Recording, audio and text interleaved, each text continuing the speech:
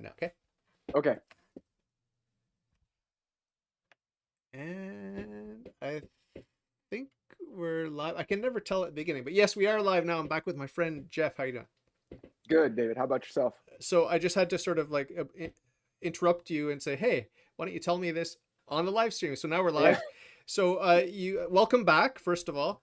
Thank you. Nice to see you again. And Yeah. so maybe just continue where you left off, or give the audience a little brief introduction of what we're talking about Yeah, today. so demonstrating my amateurism when it comes to No, podcasting. no. I need to wait to be live to actually say these Yeah. things. But so what I was just talking through is how David and I came to this conversation today is I'd come across a tweet on Twitter from an account named Atheist Girl, and she thought she had very cleverly put out this meme that said, we've tried having rich Christians in charge. I didn't like how it turned out, and it depicted this poor fellow, in a loincloth tied by his arms and legs to four different horses. This guy's about to get quartered. So hey, this is a pretty gruesome scene. The guys on the horse look pretty, dressed pretty fancifully, and now there's this poor guy that they're about to kill. And of course, this atheist girl is thinking these are four Christians that are doing this. And this tweet was just blowing up, and I thought you'd get a kick out of it because maybe you've kind of had this experience as well when discussing the Dark Ages. But anyway, so um, it ended up getting community noted. I mean, it went viral first. All kinds of likes and tweets from all these other atheists that were like, "Yep, look at these, gruesome Christians." And then, some pesky Catholic had to show up and actually point out that, well, no, this was a saint being martyred, actually by pagans. So it's not really proving the point you're trying to prove. And then, of course, it ends up with a community note. And now the tweet gets ratioed. It goes in the exact opposite direction because everybody's pointing this out. And this atheist girl tried to pivot somewhat comically and saying, gotcha. I suckered all you guys in. I'm a blue check mark. So now I'm creating all of this engagement. I'm going to make money off of this. You dumb Catholics showed up for no reason. Thank you for making me money. And then people politely screenshotted the rules around how you generate income on Twitter. And if your tweet gets community noted because it's wrong, you don't generate income from it. So it just kind of turned into this almost comical mess. But what it really just kind of brought back to the forefront of my mind, something honestly I hadn't thought about in many, many years. This is going to go all the way back to college 20 years ago. I grew up, I went to Catholic schools, preschool through high school, learned about the Middle Ages multiple times. I remember discussing it both in high school and middle school, Middle Ages and Dark Ages. And then in college, a vivid memory in college. And this was kind of one of those moments where it's like, as a 19 or a 20-year-old, you look at a college professor, it's like, well, this guy knows what he's talking about. Like, I got to believe what he says. He probably just knows more than my high school and middle school teachers. And started talking about presenting the Dark Ages as, Rome fell because of the rise of Christianity. And all the barbarism that took place after the fall of Rome was all because of Christianity. Like, if Christianity wasn't in control, that's why it's called the Dark Ages. They stifled technology, they stifled art, they started like, whew. So you start hearing this, and that was kind of breaking through, what do they call it? Breaking through the fifth wall or what have you, where all of a sudden you see behind, like, well, there are professors that are actually pushing ideology. They're not pushing the truth. They're pushing their narratives. They're trying to teach something to sway how you think, not necessarily just teach you about the event. And I thought that that example on Twitter, that tweet was just personified that perfectly, where it's like the level of ignorance. And then I can remember, having discussions with other individuals in college, and like that was it. The narrative was planted. The Christians are the reason for the fall of Rome. Christians are the reason for all of the, I don't know. Somebody at one point probably blamed Christianity for Vikings. I mean, it's probably like, Christianity just gets tagged onto everybody, and all of a sudden it's bad. Like, this group did this just because of Christianity, and it was bad. And so I thought this would be a good opportunity to kind of have a discussion around the Dark Ages Yeah. because of the misconceptions. And I actually thought, I was very pleasantly surprised in researching this, because I can remember looking into this 20 some years ago, and it was a pretty consistent narrative of what the Dark Ages were, what it meant. There were historians that did kind of, ping it all on Christians for what happened. But this time around, the overwhelming majority, whether it was videos I was watching on YouTube or documents I was reading, historians I was researching, there was a very consistent message. If you Google, well, actually, I'm going to get into that in a minute because I wasn't using Google. I was using DuckDuckGo, and that might be some of the reason for this. Uh, Almost everything I came across, if not right off the bat, at multiple times throughout the discussion, highlighted the misconceptions around the Dark Ages and how the Dark Ages were really painted. And if the term Dark Ages is really used David, how anymore, about yourself?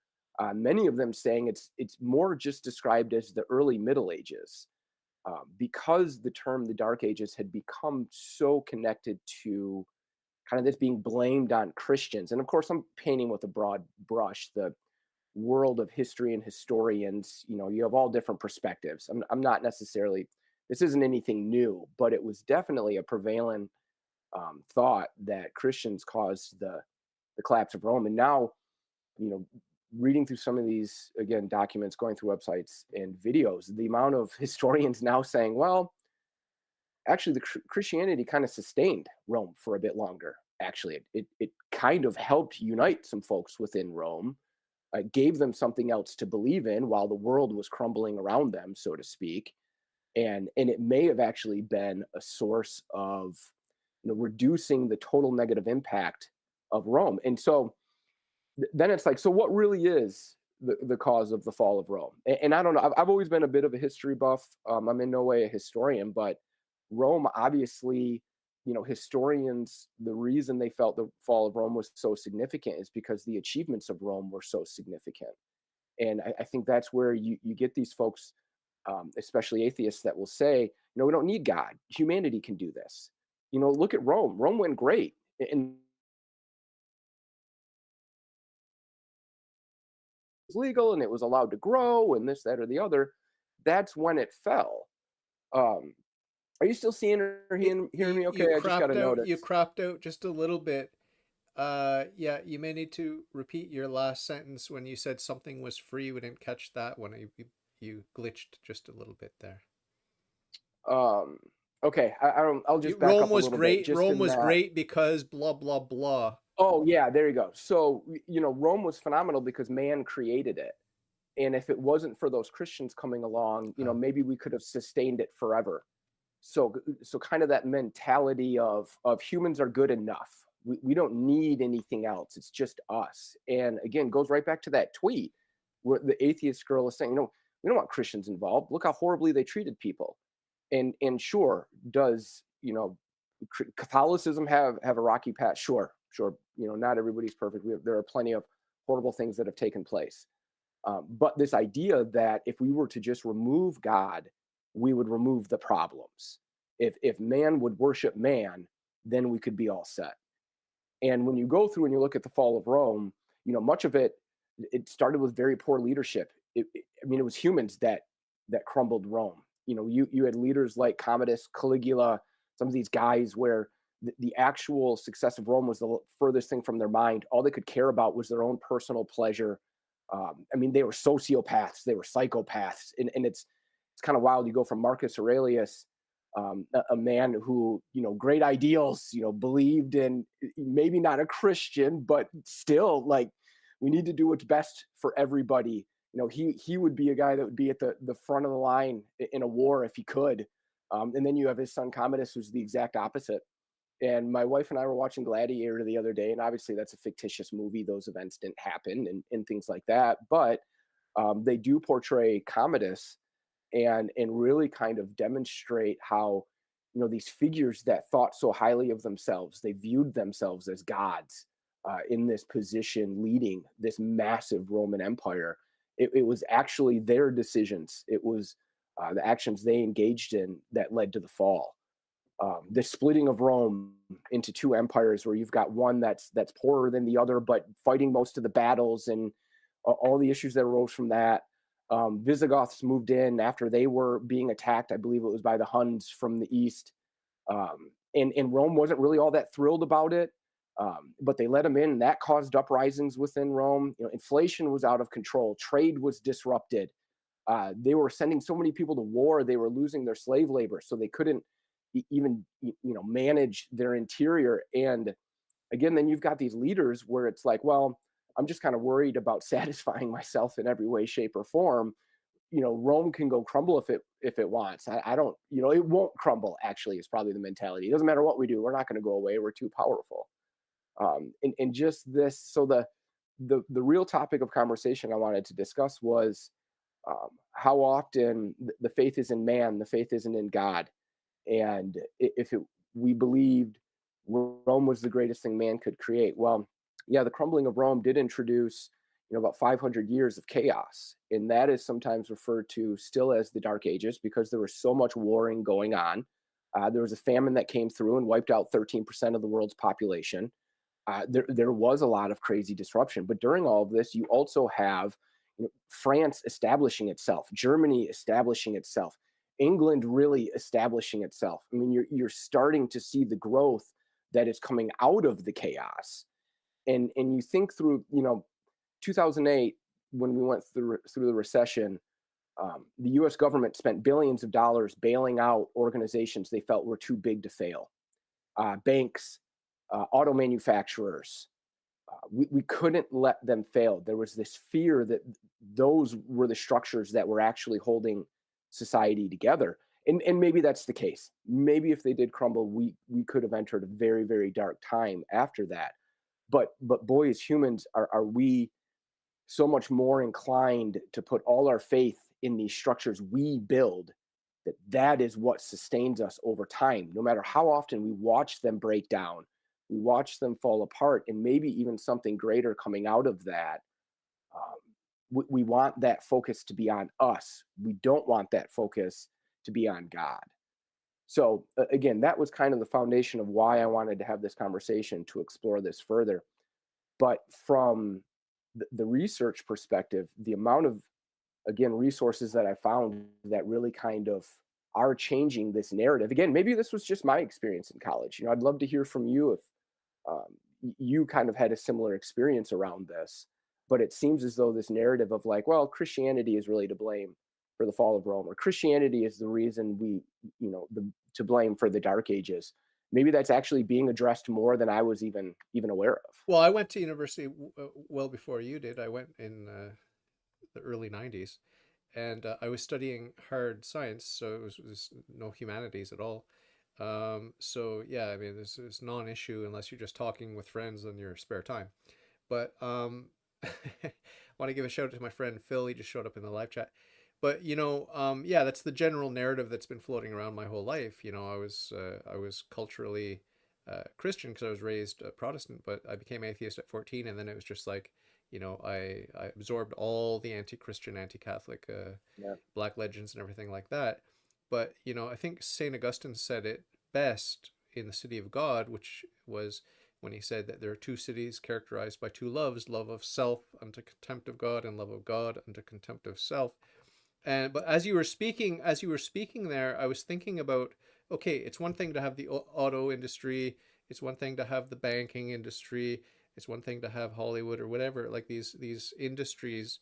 We can make conspiracy theories about them, and we could talk about the dark side of them, but they're nothing when compared to the internet and smart Mm, cities, and bio cyborg integration of technology into brains and our bodies, and mRNA and all the rest. I don't know what the future holds for those sorts of experiments, but it makes these big you know industrial revolution sort of titans seem like cuddly friends.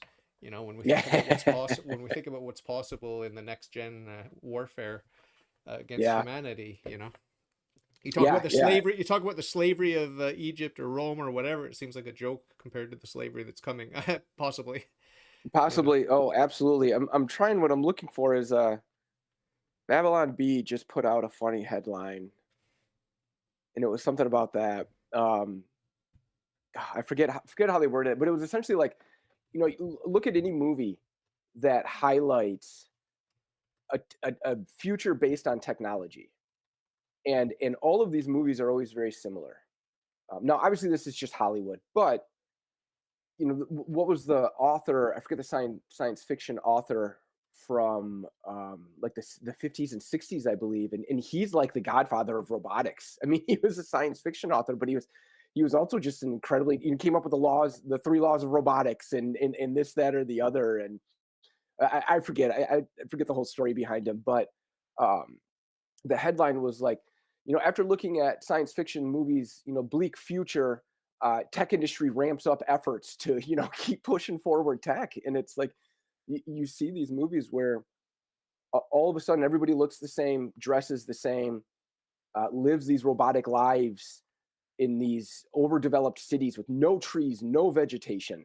It's entirely mechanical. It's all technology, and you always have these massive gaps between. We think wealth inequality is bad now. Now you typically have some race of individuals or some group that's living underground or living out in the wilderness outside the rest of the world, and there's this friction between those who have absolutely everything and those who have almost nothing. But it's always driven by technology. How do we keep? I mean, it's definitely a cat out of the bag situation, and the tech industry has no signs of slowing down, no matter how many people seem to be raising red flags. But yeah, how quickly do you want to kind of push us into this bleak hellscape of a future where, I mean, the powers that people could wield, we might not be able to overcome them, because it's going to be might makes right. So get in line, or you're done.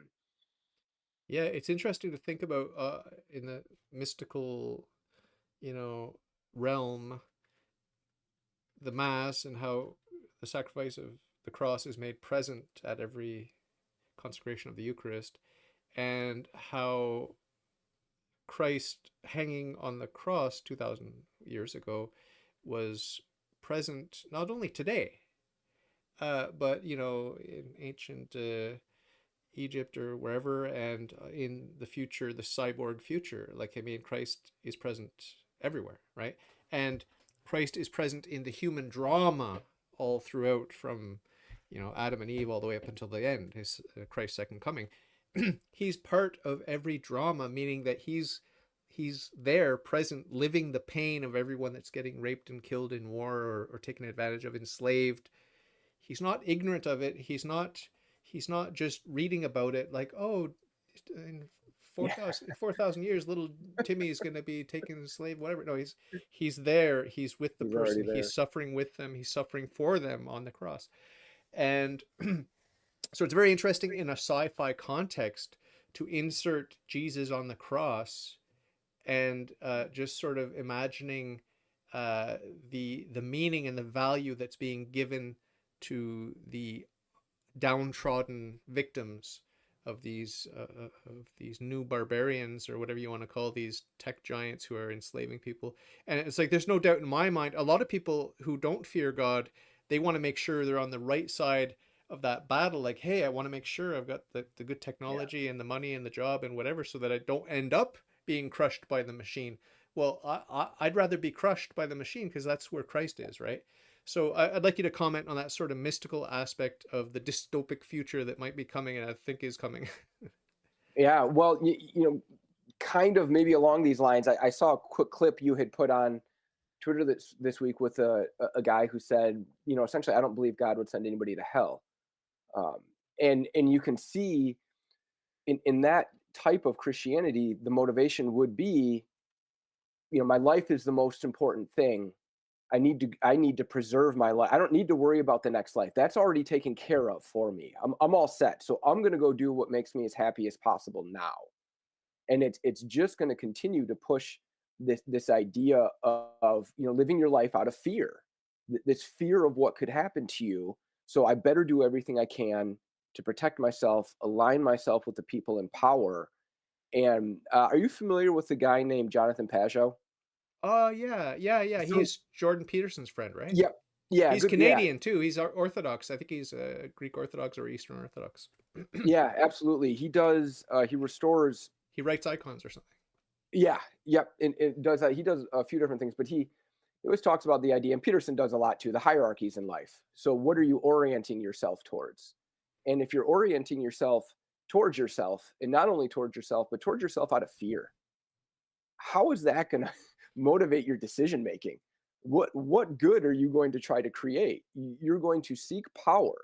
You're going to seek domination, and that's the only way you're going to ever feel any sort of security. And it's going to be a pretend security, just like much of the happiness we find is pretend happiness. It's not true joy in Christ, because we're only worried about the right here and the right now. And a good time to bring this up, because we just had Ash Wednesday, and we're entering a period where Catholics, are asked to sacrifice in one way or another. Or at least that was common in our household, right? You give some things up for Lent, and a goal. And it's always been interesting. You go back to the Old Testament and you read about the sacrifice, the way they were supposed to sacrifice in Exodus, Leviticus, Numbers, um, and it's always a spotless calf or The spotless lamb. Like, best, it's the got to be the best, the perfect. It's best. got to be the best of the best. You don't just get to sacrifice what would be easy for you to let go of. You've got to sacrifice what would be difficult for you to let go of. And especially at a time where obviously you don't have refrigerators, your food's important. Raising cattle and livestock would have been pretty crucial towards your existence at that point. You don't go to the grocery store and get some T-bones and throw them in the freezer for another time. So that idea behind being able to give up what is most important to you and see that you're still going to survive, you're still going to be okay. So God is trying to teach you, you can sacrifice, basically just give me all your fears, what you're the most worried about. Go step into it, man, and I'm going to show you, you're going to find a way through it. And if you do these right things, and even if calamity falls upon you, even if the worst of the worst happens and you die, if you've prepared yourself through this life by living the right way, you're going to come up all right on the other side as well. And if you truly have that faith in God, then you're not going to have the fear that other people are going to have, because, oh my gosh, my life is all that matters. It's not my afterlife.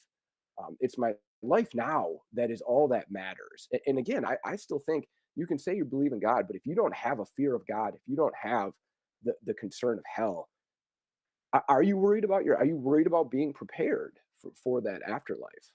Where's the urgency? Where's the respect for the dignity of God? That's what I keep forgetting to ask these New Age people. It's like, yeah, I'm God, you're God, and God, God is good, and all Yeah, this sort of thing. But where's the awe and the reverence and whatever? Well, I mean, it's just contempt. It's contempt for God.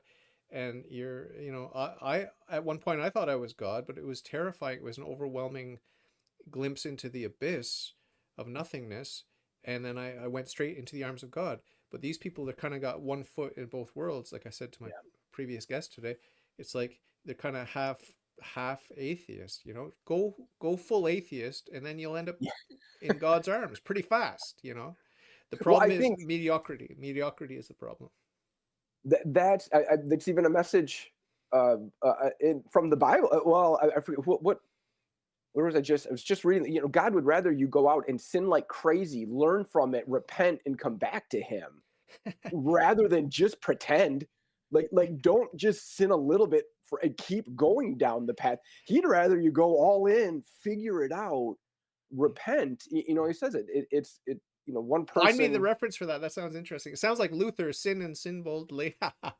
Well, it's not. He's not going to. Hey, since you already know about me, I'm going to give you the okay to go out and No, sin. no. But it's like you've got to go out and experience the world. That's how you're truly going to Commit. find You God. should commit. I think one of the best sources of this in the New Testament is Revelation, where he says that God's going to spit out the lukewarm, and Yeah. he wants you to be hot or cold, because hot or cold will get you to God, right? But Right. lukewarm will never get you to God. Lukewarm will never get you to God.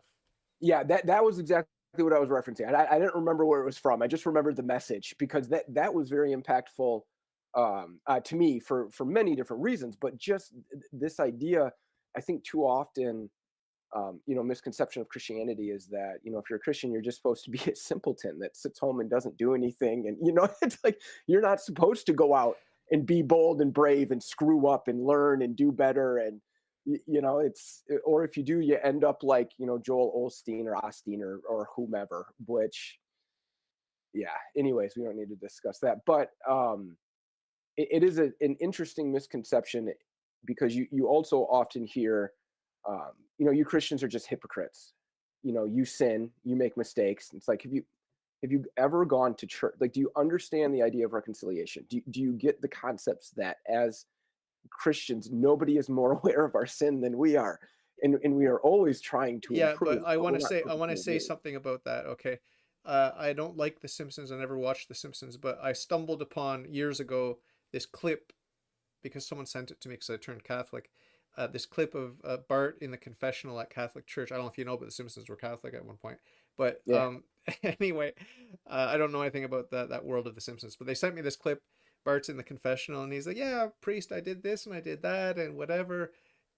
Now forgive me and I'll be back next week because I'm going to do the same thing again this week." And I just explained to my friend as politely as I could, like that's not that's not the actual way that it works, you know.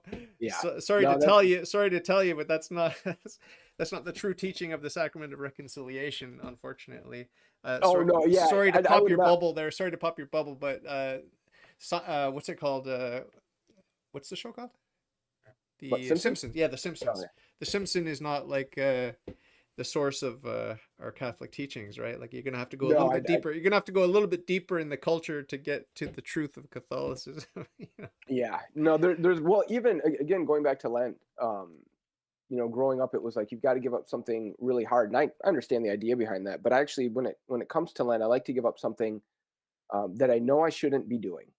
And it's not because I'm just going to give it up for Lent. It's because I'm going to give it up for good. Yeah, Lent is going that's to the be the goal. time that, so even if maybe it's just a subtle thing, it's not even a big thing. It's like, but we all know how we've got to train our brains to develop new routines. So here's 40 days of training my brain on a new routine. So if each year I can eliminate one thing, one sin, whether how big or small, that is, I think, would Huge. be pretty cool. Huge. That's the point. That is the point, by the way. That is the way we're supposed to do it. I haven't been doing that, unfortunately. I've been just sort of saying, "Oh, I have to give something up, and I can't wait to indulge in it again as soon as I can." That's sort Yep. of my human weakness when it comes to Lent. It's just like, can we get this over with so I can go back to I know. my comfort? You know what I mean? Like I'm already missing all the things I gave up. You know, not Yep. meat. I gave up meat. I don't really care about meat, but the cheese, like I gave up cheese this year, which is a hard one. I That's a tough love one. cheese. I love cheese, and it sneaks into everything that I eat, you know. Yep. There's even cheesecake, but I gave up desserts too, so I can't have cheese, I can't have All right. cake, you know. I'm looking forward to indulging again. But even though I'm weak and even though I know that I'm not giving up cheese for life or sweets for life, um I still think it's good for me to die to self just a little bit. It's like practice. Yeah. But ideally, yeah, ideally I would do what you do, which is to seriously say, like, this is it. I'm saying goodbye to you forever.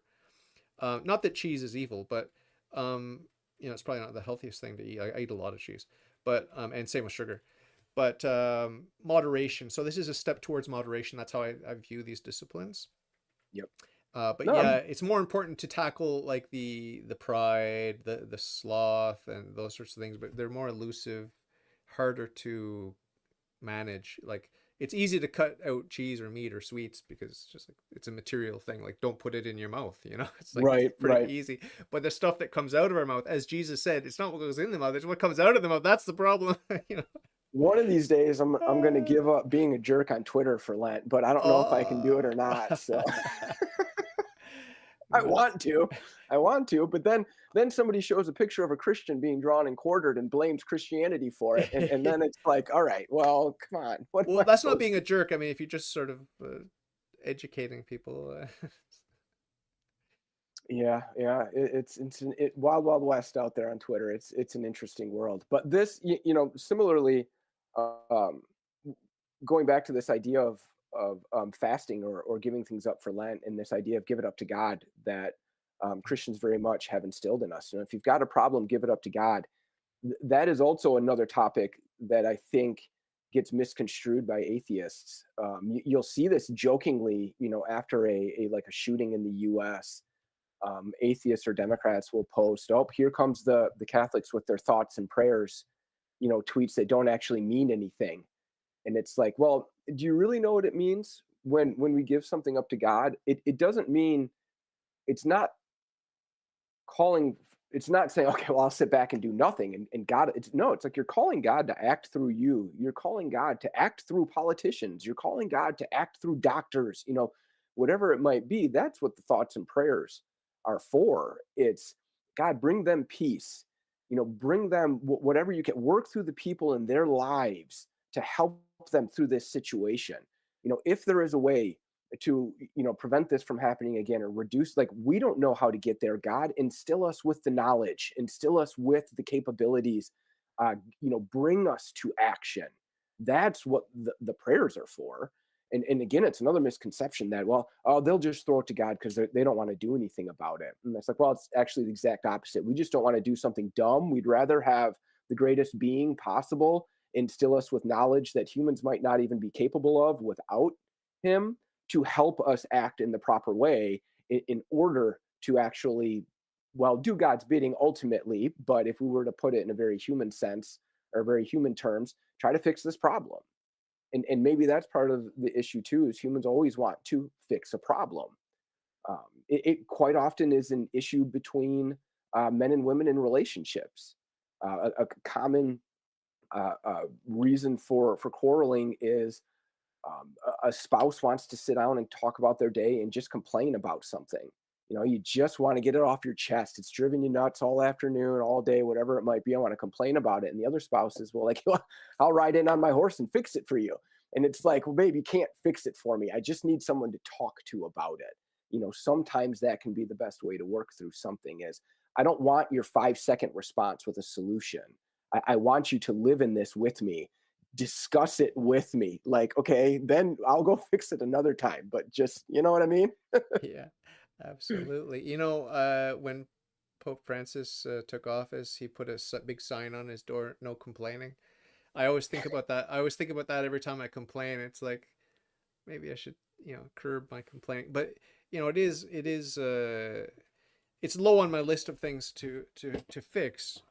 But it's something that's so common. I mean, we all complain all day, every day, internally, if not externally, right? Like, how often do you Yeah. catch yourself just complaining and you think, well, I could be having other thoughts, you know what I mean? Like, yeah, Or that's go do something, something about it. well, yeah, but that's something the new age people always talk about. Oh, be careful, don't think negative thoughts, whatever. Mhm. And to a certain extent, there's some truth to that. Like, I mean, we do have to be careful what we're thinking about. Yep. But Yep. that's true. That is true, but they're missing, obviously, a big part of the equation. Yeah. Just remember Well, that you're God and everything will be good and you get money and power and yeah. sex. It's like, Yep. Now, I was just reading an article the other day by a guy who said we don't spend enough time in silence with ourselves thinking about the problems that we want to solve. We try to stay very much on the surface level. And some of it is, and you're right, in terms of psychology, um, what you say to yourself, what's your self dialogue? How do you talk about yourself? Can have a very significant impact on your mental health. But you can't just overlook. You can't just bury. You can't just ignore.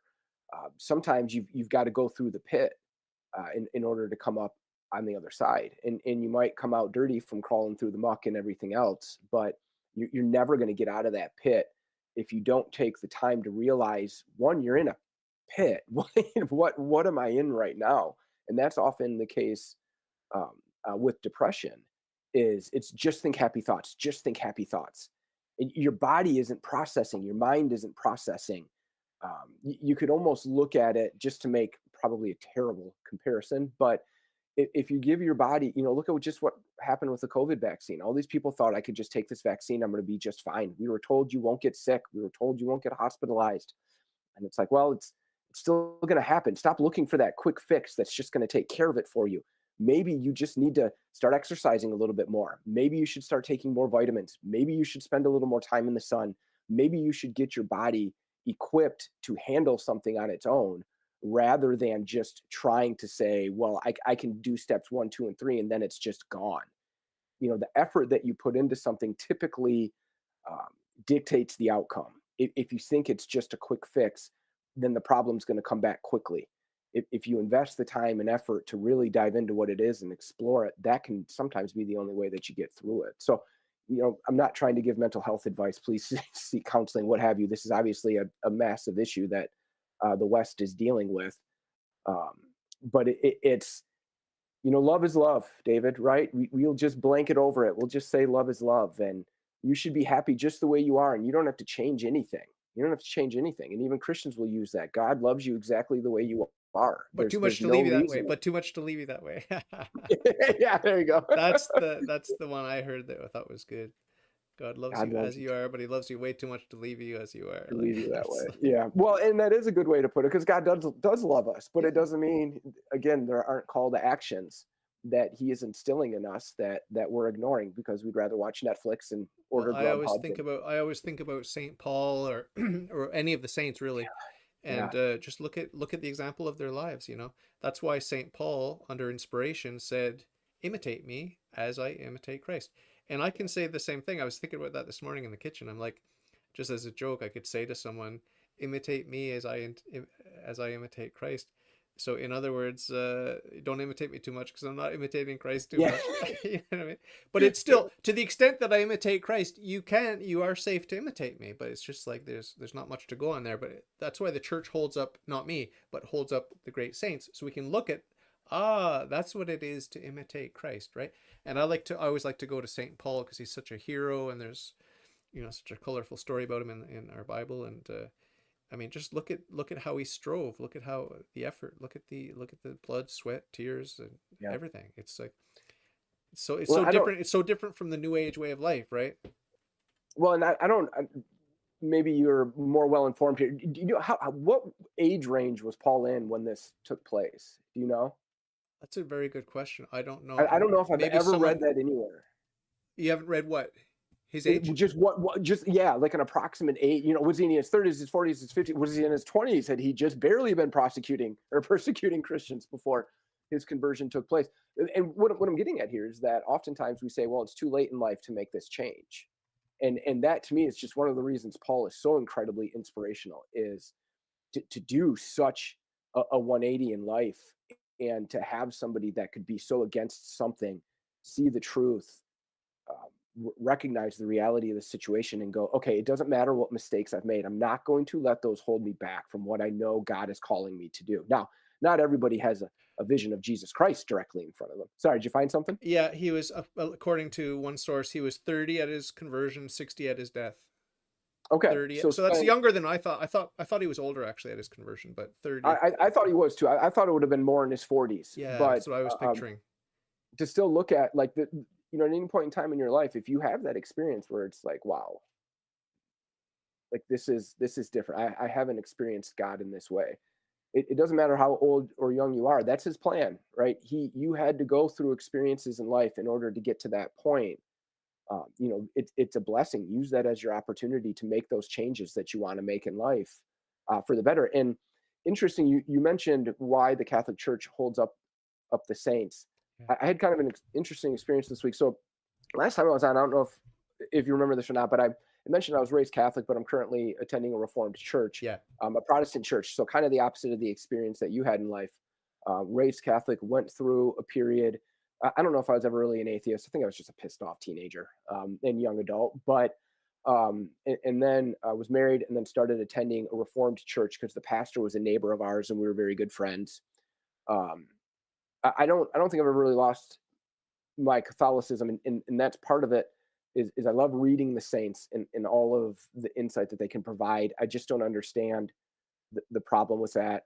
Like to a degree, I can understand if the Reformed Church doesn't view praying to God through the saints. I guess to a degree, I can understand that. But how would you not want to read and at least try to listen to and understand individuals that dedicated their lives so much time and effort um, and sacrificing their lives for the faith? Why would you not want to look to their insight and their understanding and their stories and Yeah. glean Well, everything I you mean, can? it's just funny because the Protestants, for lack of a better word, they do revere and honor the saints, the ones that are in the Bible. You know what I mean? It's like Oh, sure. Yeah, why yeah, stop there? Why stop there? I mean, I used the example of Saint Paul because he is one of my greatest heroes.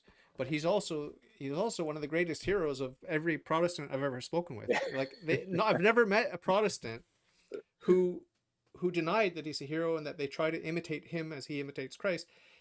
You know, and so Yep. like I don't understand why that would be a problem at all, for the Protestants to see the veneration of the saints for what it is. Like I mean, it's because they're doing it. They're doing it. You know Yeah. what I mean?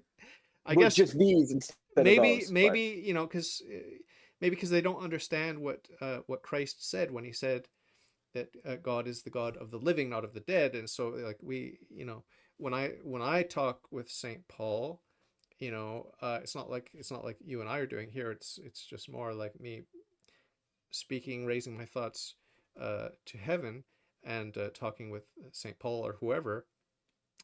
He's because he's alive. He's not dead. He's alive, and he's going to be reunited with his body, but uh, he's still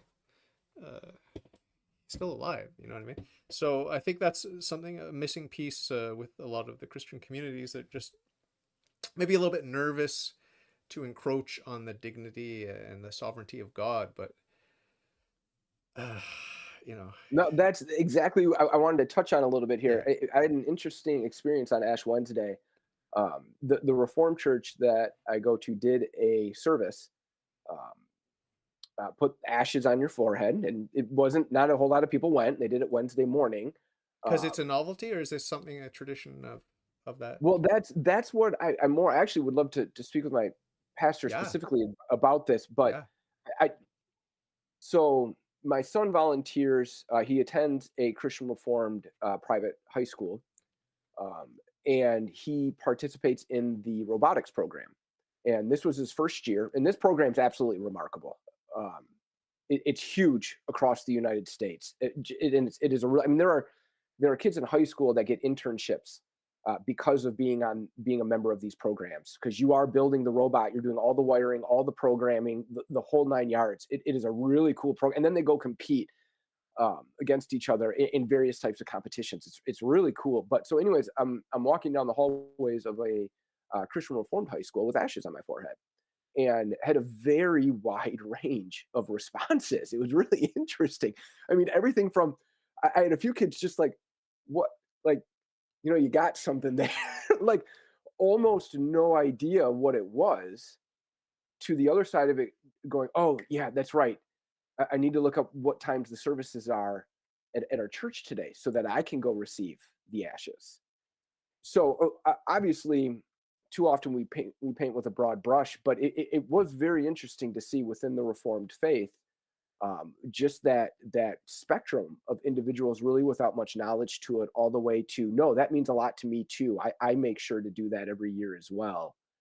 Um, and we don't need to start a whole discussion about all the differences between Reformed and Catholicism or Orthodox or whatnot. But there was a Calvinist on Twitter who put out this cute little meme mocking Catholics for putting ashes on their forehead. And what purpose does that serve? How are you serving God by putting out something like that? I understand differences between the faith, but when you're simply poking fun at something that is a remembrance of, I mean, our pastor used the palms that we used for Palm Sunday the year before. That's what was burnt. That was put on our foreheads. If you understand Ash Wednesday, if you understand Lent, I don't care what faith you are. How do you poke fun at this, and especially what it's leading up to?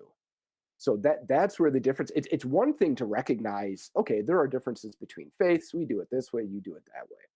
But to just poke fun at it as if it's meaningless, how are you behaving as a Calvin, a Christian, a Lutheran, a Methodist, a Baptist, whatever you want to be? How do you square that with yourself? well, because you can get a lot of clicks. So, Well, there you go. But so that brings us right back to where the conversation started. There's your atheist girl putting out something that they think is really cute, that's going to drive a bunch of clicks, and you're really doing it out of ignorance. So now we've got an atheist and a Calvinist that are both putting out memes. that we could walk and be like, "What are you doing? Like, do And you they're even both understand?" determinists. That's the funny thing. They're both determinists. Neither one believes in free will, or they shouldn't. Well, I don't know. I've met some Yeah, Calvinists. yeah. I've met some Calvinists who do believe in some sort of free will, but I think it's a compatibilist version of free will. I'm not sure. Maybe you could tell me No, more. I can't figure because the last time I was on, we talked a little bit about Calvin University in my area as well. And like I've talked with people because I even said it during the last time we were on. Like I've talked with people that have gone to Calvin and they're like, yeah, it's not really Calvinist. And then I talked to other people that are like, oh no, yeah, it's Calvinist. And if you go on their website, they're a member of Calvinist faith and tradition and this, that, or the other. But it's like, well, what do you mean by that then? Why am I getting so many? And it's like, well, apparently John Calvin had some pretty extreme views in this direction and that, and much of the faith hasn't adopted those extreme views. So it's Calvinism, but it's not John Calvinism, if that kind of makes sense. So Yeah, yeah, yeah. So I can't remember if I asked you last time, forgive me my short memory, but what's preventing you from being fully Catholic in full communion and doing the minimum requirements of the Catholic Church and all that sort of thing? What's preventing you? I don't know if there's well, I guess we I don't want to say I'm still Catholic because I don't participate in what is required of you to be Yeah, Catholic. you're not doing So the minimum requirements. right, right. So I'm not going to say because every time Joe Biden tweets something about him being Catholic, it's just hysterical because you're not Catholic. So if I'm going to say it about him, I got to say it about me as well. So Yeah. I'm already demonstrating, I think, my You're appreciation for the Catholic Catholic adjacent, faith. you're Catholic friendly, and Catholic adjacent, yeah, Catholic friendly, you're a potential Catholic, and you're an yeah. ex-Catholic, but you're kind of straying now. I'm just wondering what would it take to bring you back? Like if you you know if you came to understand that Jesus Christ built his church and that this is the apostolic church that he built, and that the fullness of Christianity is here, I have no doubt you would join, right? But you don't believe that. Well, not necessarily. I don't believe that. I mean, even the Reformed Church I go to, we even on occasion say the Nicene Creed. Yeah. We say we believe in the Holy Catholic Church. Um, so there is again. I think some of it is that I've found a home within this church that the focus truly is on our Lord and Savior Jesus Christ. If he finds, he references, has even referenced Saint Augustine or Saint Thomas Aquinas during services. So this he seems to very much have a look at, guys. We're all on this journey together. I spend a lot of time studying this stuff. I went to school. I want to be a spiritual leader, but at the same time, I'm not going to tell you I know everything, and that as reformed, we're better. We know something they don't. That's not the idea at all within this church. It's truly about your path to Jesus Christ. I would say the missing, what would be missing at this point is going back to Immaculate Heart of Mary, where I went to church growing up, or going to St. Paul the Apostle, going to a Catholic church. I mean, we don't eat meat on Fridays during Lent. We last night went out for fish. Um, we everyone in our family has given up something for Lent. I'm not saying this is the only thing that makes you Catholic, but I mentioned it last time. I love reading the saints. I read through them constantly. I'm currently reading The Resurrection of the Son of God by N.T. Wright. Not that he's a saint, He's um, Anglican too, yeah. Anglican, but so I like reading from different varieties, different insights to see where they're coming from. Um, I mean, Catholicism, I love these certain things I do greatly miss, to be completely honest. I miss Eucharist at every service.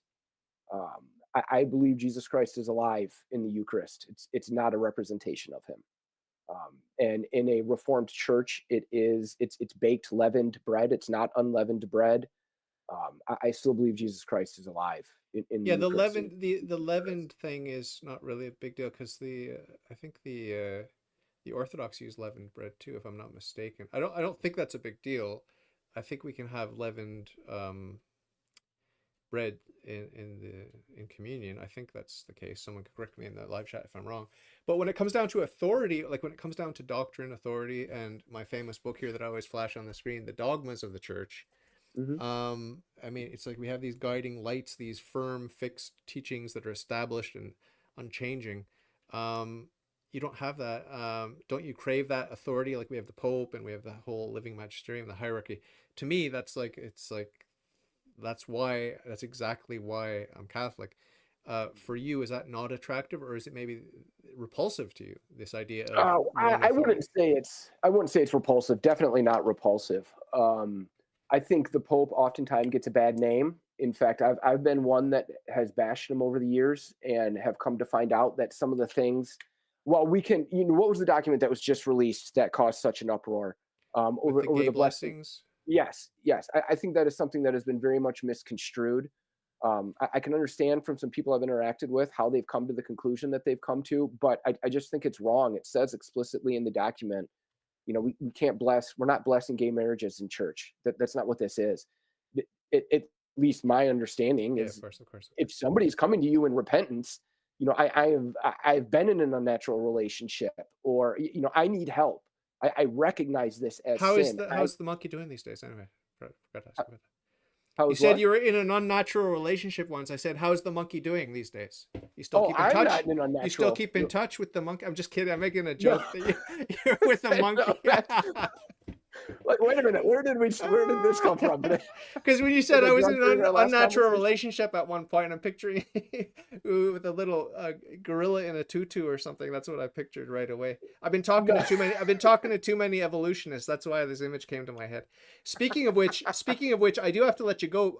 But I have an interview, not an interview, but a debate with an evolutionist at 4 o'clock this afternoon. I got some stuff Oh, to no do in kidding. between, but I'll be defending the young Earth creationist position. So remind me, and again, forgive my poor memory, but remind me where you stand on evolution and creation. I believe God created the world, and He created all of us in it. I believe science and religion should not be at odds with each other. I believe they have two different focuses in mind, and that they should work together, and that is when they would be at their best. And if you go, so okay, I'm not going to go off a cliff here into 100 different things. So I do believe life evolves on planet Earth. It changes over time. But I believe God created us. What that would exactly look like, actually, from looking over a bit of you and your website, I'd love to have a conversation Yeah, specifically on yeah, this to actually yeah, learn more from you, yeah, because it yeah. seems like you guys have taken a very scientific approach to saying, well, no, the Earth was created. It was created in this many days. It was created this many years ago, and here's how we've come to that. I would love to explore that further with you, Yeah, and learn more about it. yeah, I'm more my strength, if you want to, that's a bit of an overstatement, but my strength, if I have any, when it comes to young earth creationism, is the metaphysics, sort of like the philosophical side, and Yeah, then to complement that is the dogmatic side. Okay, yeah, so metaphysics and philosophy, that's pure reason, and then the dogmas, that's all faith based, although some of the dogmas are also involve natural reason, are accessible to natural reason. But I sort of got both camps that inform my young earth creationism, and of course tradition and the history of the church too. But the my weakness, which I neglect on purpose because I really am not that interested in it, is the natural science side. gotcha. The fossil record and the sediment layers and the carbon dating, all that sort of stuff. If I wanted to, I could look into that. It's just I have a bit of disdain for that whole approach because I find it's beneath me. The Sure. natural sciences are so weak and limited, that I prefer to go to something stronger, which would be philosophy and theology and to God Himself. No, well, and I'd love to discuss quickly, because I know you got to go. I read a book by a guy named William Lane Craig. I don't know if you're Yeah, familiar with him of or not. course, Reasonable Faith, of and course. called the Historical Quest for Adam, something along those lines. I don't remember if that's the exact title, but the Historical Quest for Adam. Okay. And so, but he follows natural science. How many hundreds of thousands of years would you need to go back? Where would this fall in line? But it was a very interesting read, and there Uh-huh. was some information that just came out recently that X amount of hundreds of thousands of years ago, there was a bottleneck within our ancestors where there was not more than 1,200 of us that existed on Earth. So it actually lines up with a period of time where he feels if there were an Adam and Eve, this is where they could have been, and it would have actually been what sprouted the rest of the human race. So I would say that they don't. The Human Genome Project actually is who just made this discovery. So they haven't said it dwindled to two, but it definitely dwindled to such a small number that no scientist had thought humanity had ever been at that low of a number at that point in time. So it was a major finding and support of some of the research he's done. So that would be another interesting conversation to have. Yeah, yeah, for sure, for sure. and I appreciate you coming on. And I'm sorry to give you the bum rush here, but I've got No, to you're help good. my wife with some stuff in between. But yeah, great talking to you as always, Jeff. And I hope you come back soon. And I might be taking a little bit of a break this summer, but starting around May or June. But Okay. so try to maybe come back late April or something like that, and we'll chat some more. Okay. Yeah, let's have another conversation. Always a pleasure. Great talking to you, and please remember me and mine in your prayers, and you and yours are in my prayers. Yeah, Okay. I'd say please do the same. Thank you, sir. God bless you. Talk soon. See you on Twitter.